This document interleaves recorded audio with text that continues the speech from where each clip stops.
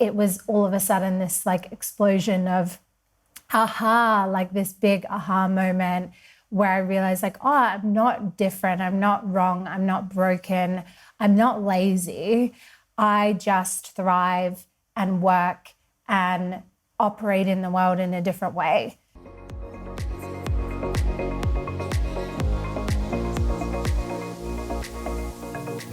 Hello, Amy. Welcome to the Jess Williamson Podcast. Thanks for having me. Thanks for joining me. I'm so excited. And we were just speaking just before I hit record that you are actually from Perth as well, which is so, so cool. But you're over in Europe right now living the beautiful sunny life. Yeah, so I'm from Perth. I lived in Sydney, so lots of people sometimes think I'm from there. I lived in London and now I'm a Spanish resident and I live in Mallorca, so bit of a global gal. Yes, I love that. And you're also a projector sister as well, which is so, so cool.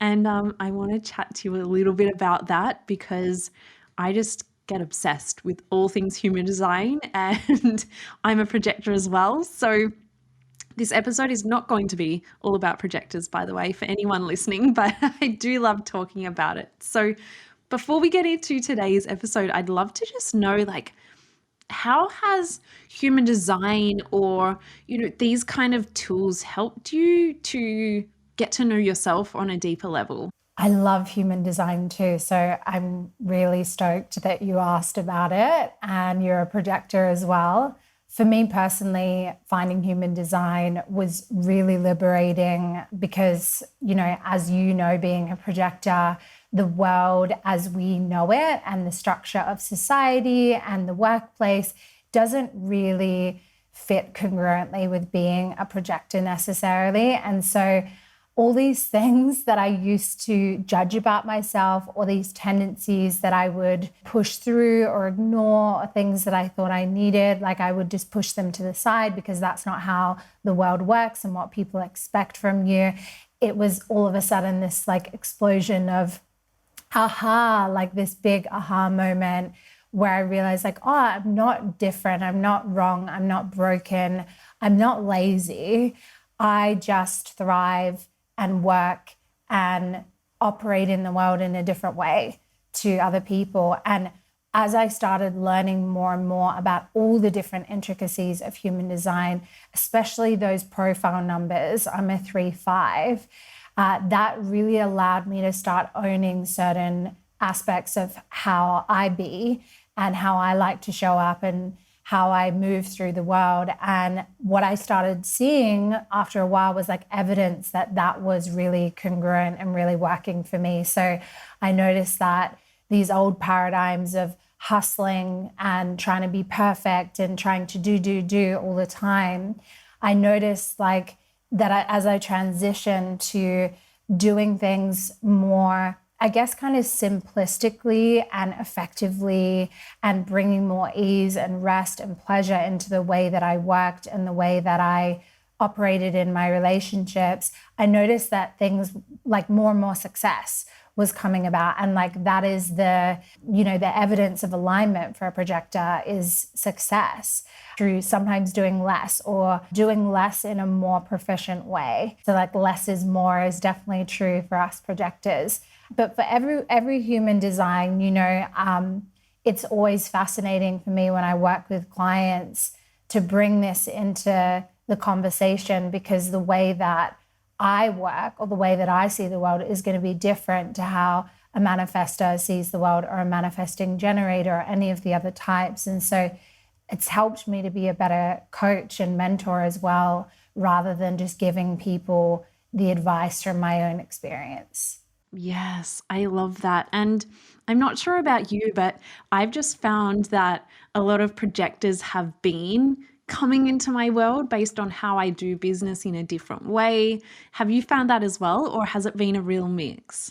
So many projectors find me on social media and they might be in my world for a bit and then they don't really know or think that I'm a projector, because I also think that projectors, sometimes when they find out their human design, they're like, oh, Like some people feel really liberated, but some people are like, oh, but I want to like do all the things. And all these successful people who seem to have so much energy online, or these business owners or these incredible aspirational people, like I wouldn't be able to juggle that many things because I'm a projector, which is, I guess, kind of like a false projection in a way. So when people find me and they see all of the different programs and the different things that I hold space for in my world, they often assume that I must be a manifesting generator.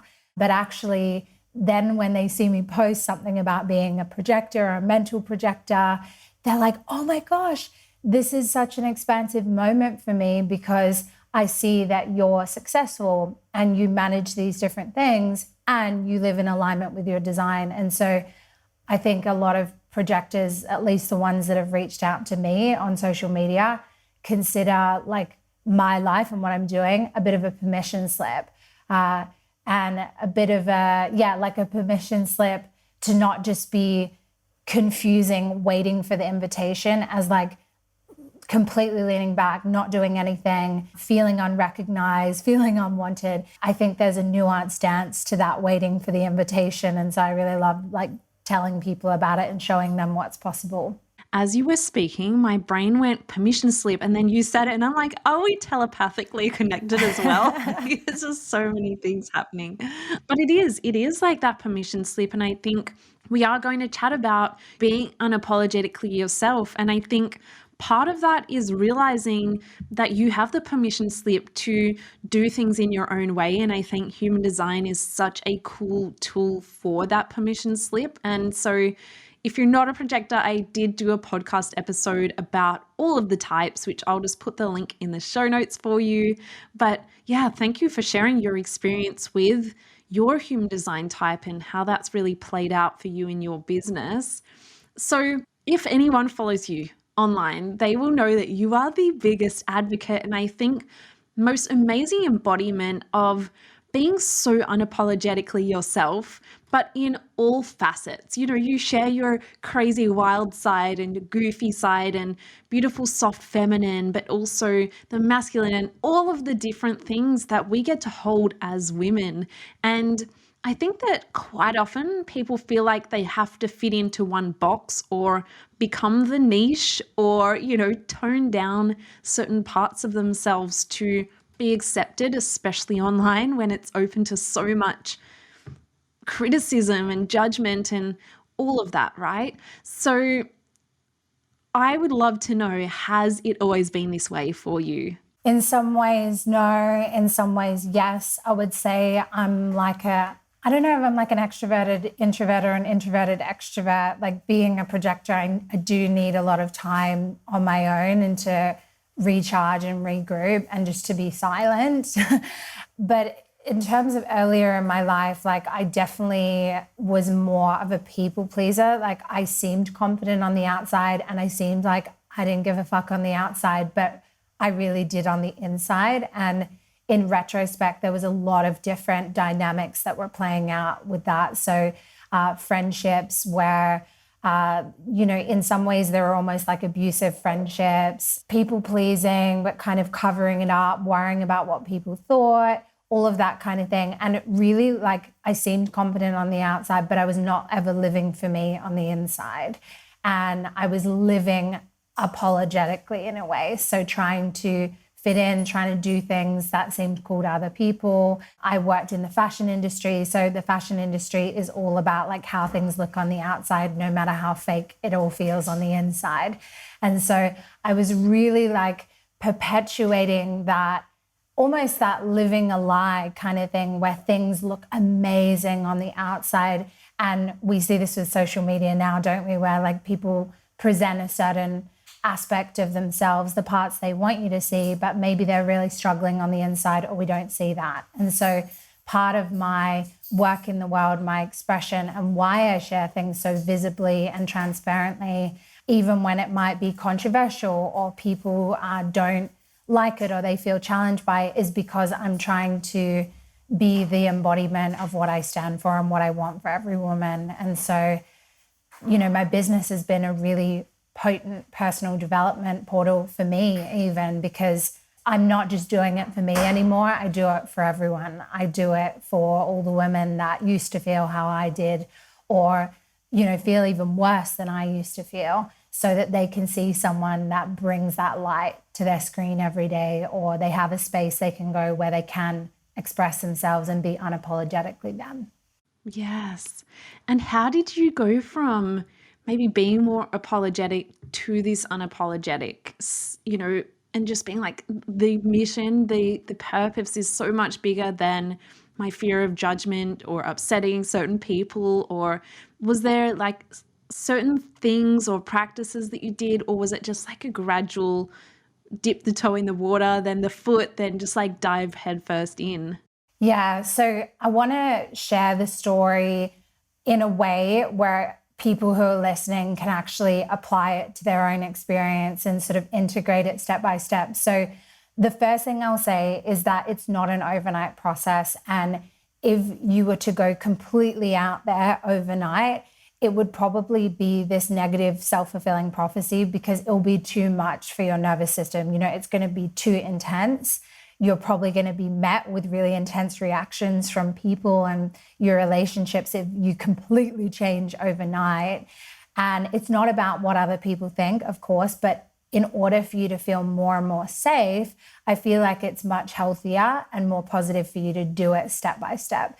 So the way that my journey started, I kind of got like bitch slapped into reality, because I was diagnosed with PTSD when I was 23. I was having suicidal ideation. I started having panic attacks, and the panic attacks were actually what prompted me into therapy and my journey into spirituality and coaching, because I couldn't hide the panic attacks. The other things I could hide: feeling depressed, abusing alcohol and drugs. I could hide all of that, how I'd hidden my whole life. So by getting into therapy, getting into coaching spaces, I started asking curious questions. How would I show up today if I loved myself? How would I show up today if I respected myself? And that doesn't just mean like making yourself a smoothie and going for a walk or having a bath. It was also a day-to-day question that I would ask in conversations when something didn't feel quite right, or I felt like, hey, you know what? I want to put a boundary in place here. And so I did it in really small, almost micro movements. And that allowed me over a long period of time to go deeper and deeper into being unapologetically me and discovering what it was that I liked, who I really wanted to be. And the other thing that I did was I created a list of my highest values. And this is a really simple coaching practice. Sometimes these things are so simple that it's like people overlook them because they think, oh, how is that going to change my life, writing a list? But what it gave me in a time that was very overwhelming, when I was creating a lot of change for myself and I was changing as a woman, were these like North Stars. So when I was making choices, or when I was expressing myself, or creating new relationships, or making a new big move, I was using those as a lens, or like a compass rather, to see like, hey, am I moving in the direction that I want to be moving in? Am I showing up right now in alignment with those things that are really sacred to me? And over time, it has this kind of compound effect where you start getting good evidence. In the beginning, it can feel like, this isn't working out so well. I spoke my truth and then that person judged me, or that person doesn't want to be friends with me anymore now that I stopped drinking alcohol, which all these things happen to me too. And then you want to hide back in your hole, yeah, right? right, because even though it's uncomfortable there, it's familiar. A comfort zone isn't always comfortable, but it should really be called a familiar zone. And familiar feels safe. And so what I did, and this is kind of like a trauma-informed approach to any kind of change, is that you want to create disconfirming experiences of your fears and your negative limiting beliefs. So if you believe, hey, I can't be vulnerable and share what's really going on for me, you will fulfill that prophecy. But if you say, okay, I want to be vulnerable and I want to see how that feels to unapologetically express myself, instead of maybe going out on the internet to like 1,000 people and doing it, see if you have a safe relationship or a relationship where you do feel somewhat seen and heard and respected, and practice it there. And when you practice it, then your body, your nervous system goes, oh, okay, like that didn't go so bad, or like that went really well. I actually felt really good when I shared that, and that person received me so well in that way. And then the next time you go to share something vulnerable or you go to take a similar action, it takes that edge off it. And so that's why we want to do it in these small movements to create these new experiences so that it becomes less and less scary. And eventually it probably becomes really liberating and really positive. And perhaps at some point, things that freaked you the fuck out are completely neutral. And that's definitely my experience. Some of the things I share now, even 2 or 3 years ago, I'd be like, whoa, that feels a bit edgy. And now I just feel like really calm. I just hit like click on the Instagram story, or I just say that thing that would have been so hard to say to someone, or I tell someone like, hey, this really hurt me and I want to talk about it, which would have been something previously that I avoided. And so definitely the growth and the journey is in the small steps consistently over and over again. Yeah, I think that is so beautiful. Such a beautiful, I guess, process, compass, like you said, because we hear it all the time, right? Be authentic, be yourself, be unapologetic, just say what you want to say. But it's like, it's easier said than done. But taking those smaller steps and really guiding yourself through that to feel safe in doing that is really all it needs. But sometimes it just feels like this huge mountain because we think we've got to jump in the deep end. Yeah, it's a journey, and building self-trust and building confidence is a journey. And so like, to recap what that journey looks like, it's like, understand what are your key values for your life, not the values that you've been taught are important, not the values that you've absorbed elsewhere, but like truly ask, what do you want for your life? Break it down into little steps, ask curious questions, and then day by day create those disconfirming experiences so that you can start feeling more safe. I think that is really powerful for people to be able to take away and start on that journey.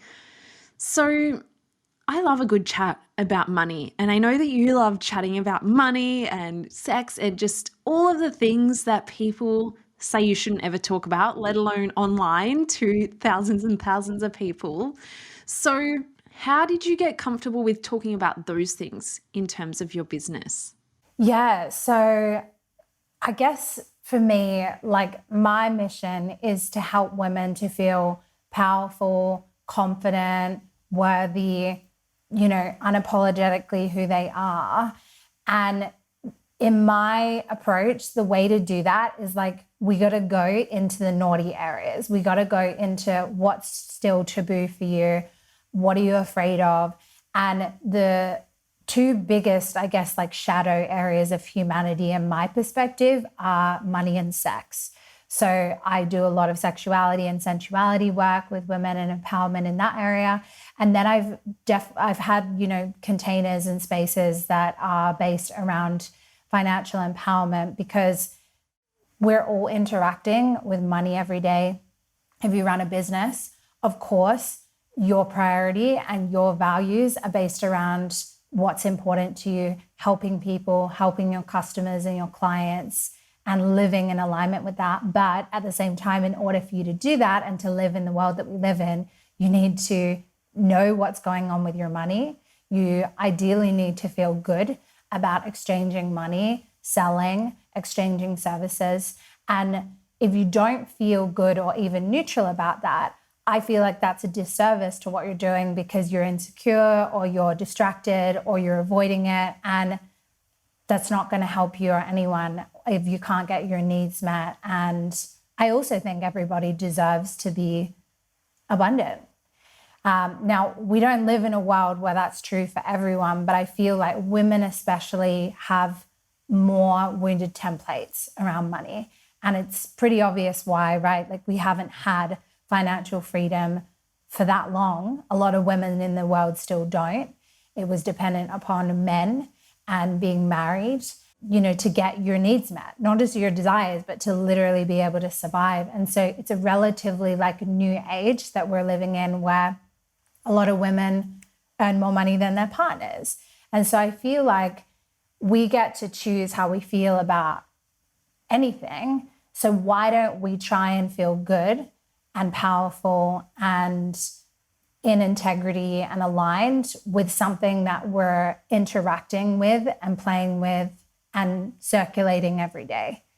And so, yeah, like when I speak about money, I don't really believe in like getting rich for the sake of being rich and like perpetuating this sort of colonial, like patriarchal thing. It's like women trying to be men, you know what I mean? I believe in like you get to feel rich in your life, whatever that means to you. And so for some people, that might just mean, reorienting how they feel about money. And they might be happy with like just enough to pay their bills and to send their kids to school and to feel safe in their body, knowing that they're supported and knowing that everything's taken care of. And for some people, that might mean more money because they want to do different things with that money. And so I'm just about like taking away the judgment out of it and choosing how we relate to that force in the world, because it's there whether we acknowledge it or not. Yeah. I always think about it like a relationship. Like if you're always avoiding and not really wanting to talk to people, like how can you build a relationship and feel safe in like holding that if we're always avoiding it? So I love that you speak about it, because I think the more that we can speak about these things, it normalizes it, and obviously it gets to show people what is actually possible to show up as your amazing self, to build wealth, to feel rich just in your own energy every single day, and to hold the duality of that as well. So like feeling safe in the uneasy topics, to feel safe in being unapologetically yourself online as well. Yeah, absolutely. And people have all different perspectives on money and wealth and, the influence of that in the world. And so I totally respect that everyone has a different lived experience and different perspectives on this. In my experience, and I always teach from my experience, the more money that I've created in beautiful ways, through my soul's work, through my mission, through helping people, the more I've actually been able to show up in a regulated way and live by my values, because I'm not burnt out. I have space. I don't have to do things because I need money anymore. So I get to actually create money-making services, products, courses in the world that are truly deeply aligned, that I've thought really carefully about, that are like my heart and soul created and manifested into the world for others. And I can also bring in more ethical aspects to my business. So doing a lot of free things, spending a lot of time and money on my own podcast that is completely free, that I pour so much into for others, creating scholarships, donating loads of money, donating portions of every, course launch to the environment, to different charities. And so I know, being a projector, that if I didn't have, financial stability for myself, I would be pouring from a really depleted cup. My work wouldn't be as high of a standard because I would be pouring from that empty cup. And it just becomes that negative, self-fulfilling scarcity prophecy. And so everyone's entitled to go about their passions and their beliefs in the world and how they want to give back to the world in the way that they desire. But for me, having financial safety and freedom allows me to do the things that I love to do and to help in the way that I want to do. So, yeah. Oh, I think that is so, so beautiful, and such a nice note to kind of wrap all of this up, because you've given so much value here already, and I just know how valuable this is going to be for everyone listening. So thank you so, so much for joining me on the show today. Thank you. Thank you for having me. And we will pop the link to your podcast, Amy Rushworth Show, in the show notes for everyone to go on over and listen to that. It has a lot more of Amy's goodness over there. But where else can people come and hang out with you? Instagram. My Instagram is This Is Amy Rushworth. People always laugh because it sounds like such a Leo username, like this is me, but Amy Rushworth was taken. So that's why it sounds so official. My website is amyrushworth.com, and there you can find all my courses and my membership and all the other things. Amazing. Well, thank you so much, Amy, for joining me today. Thank you.